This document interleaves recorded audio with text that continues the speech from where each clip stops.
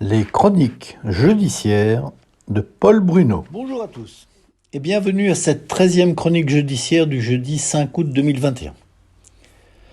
Pas de chronique jeudi dernier pour cause de vacances et aussi parce qu'il n'y avait pas grand-chose d'intéressant à dire. Les polémiques, bien plus nombreux que les Paul Bruno, avaient confisqué l'espace médiatique. Comment gouverner ou même avoir un programme quand toute décision est analysée, décortiquée, commentée et finalement jugée avant de créer la polémique qui occupe l'espace médiatique et particulièrement le temps d'antenne des chaînes d'infos qui se repaissent de ces discussions sans fin qui ne font pas avancer le débat d'un pas. Surtout quand elles sont entretenues par des médiocres qui se gaussent de leur importance médiatique et laissent l'ultra-crépidarianisme envahir les plateaux de télé, après avoir trusté les réseaux sociaux. Pour ma part, je refuse d'entrer dans ce jeu. Et quand Paul est Mick, il y a Paul Bruno, il n'y a pas. Cette semaine, notre président nous l'a joué jeune, en t-shirt, depuis Brégançon. On peut bien sûr lui reprocher d'abîmer la fonction en se présentant de la sorte au peuple français. Mais n'est-ce pas aussi une façon de s'adresser à un public jusque-là réfractaire à la politique des costumes-cravates ? Imagine-t-on le général de Gaulle en t-shirt, aurait pu dire François Fillon. Mais là est bien la base du problème. 1968, c'était il y a plus de 50 ans, et les choses ont bien changé. Que le gouvernant en chef s'adresse de façon moderne ne me choque pas. Boris Johnson le fait sans état d'âme au Royaume-Uni.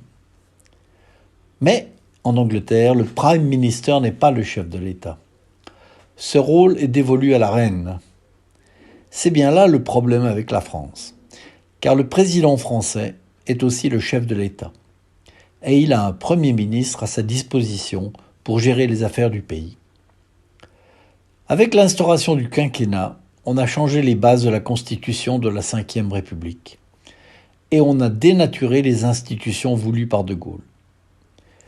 Le meilleur exemple du couple président-premier ministre a été donné par le couple Pompidou-Chaban-Delmas entre 1970 et 1972. Un Premier ministre aux manettes qui gouverne, innove et se conduit en manager.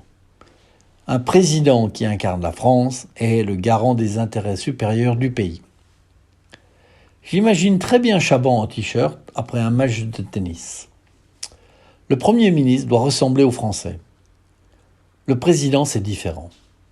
Il incarne la France et il doit être au-dessus de la mêlée, avec un certain recul et une stature digne de la France et de son histoire.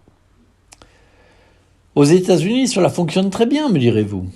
Oui, sauf qu'outre-Atlantique, il n'y a pas de Premier ministre. Le système français est bâtard et ne marche pas. La constitution gaullienne a été dévoyée par des gens qui n'avaient pas sa vision et qui ont détricoté son œuvre. Voilà l'origine du déclin rapide qui touche le pays depuis le début du siècle.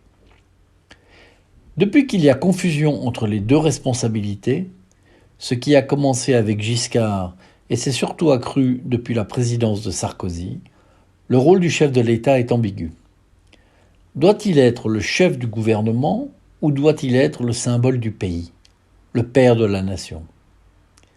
Les deux sont incompatibles, car le Premier ministre agit en fonction d'une majorité électorale, alors que le président est le président de tous les Français, le garant que les intérêts supérieurs et à long terme du pays sont respectés par le gouvernement.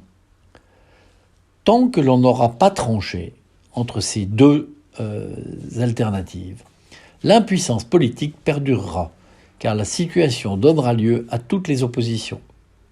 Et polémique s'imposera comme le nom qui définit le mieux notre pays.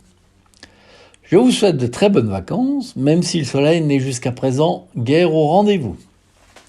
Alors, à revipas et à jeudi, si le cœur vous en dit.